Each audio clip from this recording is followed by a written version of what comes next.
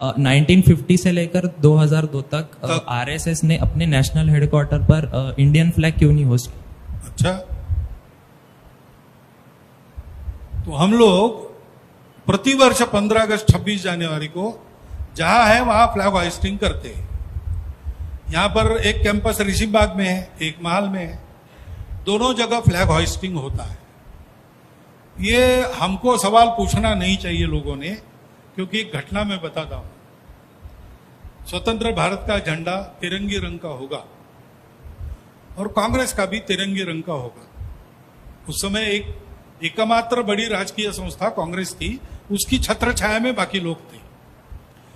तो ये तय हो गया 1933 में जलगांव के पास फैजपुर है, वहां पर अधिवेशन हुआ कांग्रेस का।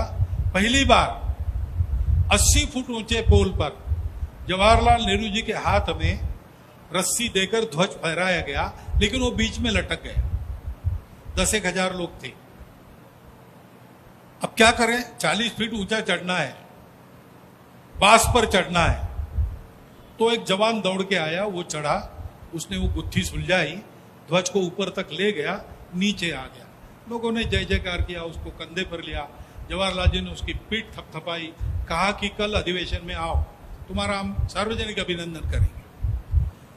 लेकिन वो हुआ नहीं, क्योंकि कुछ लोगों ने उनको जाके बताया कि ये संघ की शाखा में जाता है, तो वो नहीं हुआ।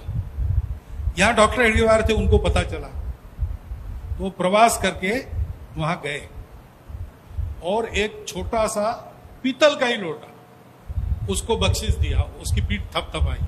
उसका नाम था किशन सिंह राजपूत। वो 7 साल पहले उनका देहावसान हो गया। मैं उनको 2 बार मिला। तो पहली बार ध्वज फहरा जाने में बाधा आई, तब से राष्ट्रीय स्वयंसेवक संघ इस ध्वज के सम्मान के साथ जुड़ा है।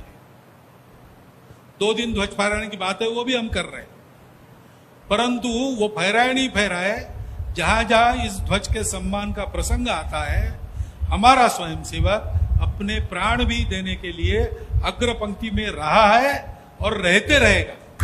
ये पक्की बात है, क्योंकि वो भारत की सार्वभौम संप्रभु प्रभुसत्ता का प्रतीक है। पूर्व बंगाल में जब बांग्लादेश का युद्ध शुरू हुआ, तो रायगंज के आगे एक चौकी है, वहां पर अचानक बांग्लादेश की आर्मी आने लगी। बीएसएफ के जवान थे वहां पर, लेकिन उनको खबर नहीं थी। हमारा वहां 12वीं में पढ़ने वाला चिरका मुर्मू नाम का मुख्य शिक्षक था। उसने देखा, उसने जाके अलर्ट किया।